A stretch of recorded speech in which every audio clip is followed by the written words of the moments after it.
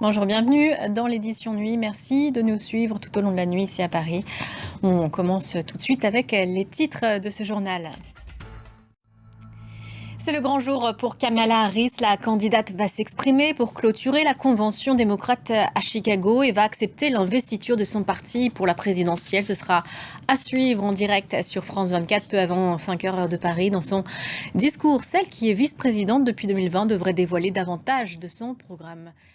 Pendant ce temps-là, sur le terrain, la campagne continue pour Donald Trump. Le candidat s'est rendu en Arizona, là où se construit le mur à la frontière avec le Mexique.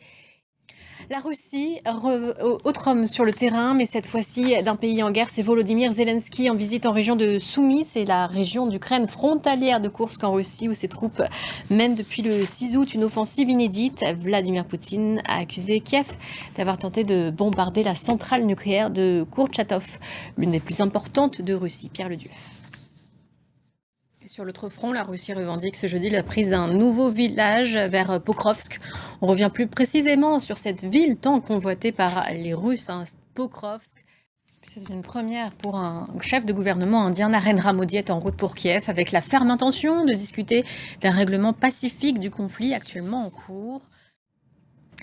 Au Moyen-Orient, des négociations sont en cours au Caire avec les chefs des renseignements israéliens pour tenter de faire libérer les otages retenus à Gaza. Des représentants américains seraient également présents, mais pour le moment, le Hamas refuse toute nouvelle version du plan proposé il y a quelques semaines par Joe Biden. On vous a beaucoup parlé sur cette antenne du changement de pouvoir au Bangladesh, de l'arrivée de Mohamed Yunus après la chute de Sheikh Hasina.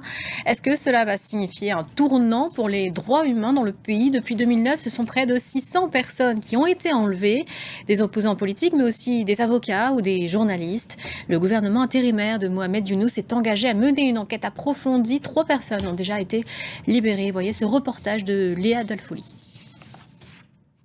C'est un vendredi politique en France. Emmanuel Macron va recevoir les chefs de partis et de groupes parlementaires à l'Élysée, des consultations politiques qui doivent permettre d'aboutir à la nomination d'un Premier ministre, alors qu'aucune majorité claire n'a émergé à la suite des élections législatives.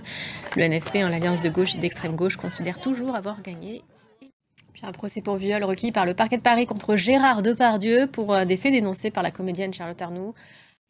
Fin de ce journal, prochaine édition dans 15 minutes.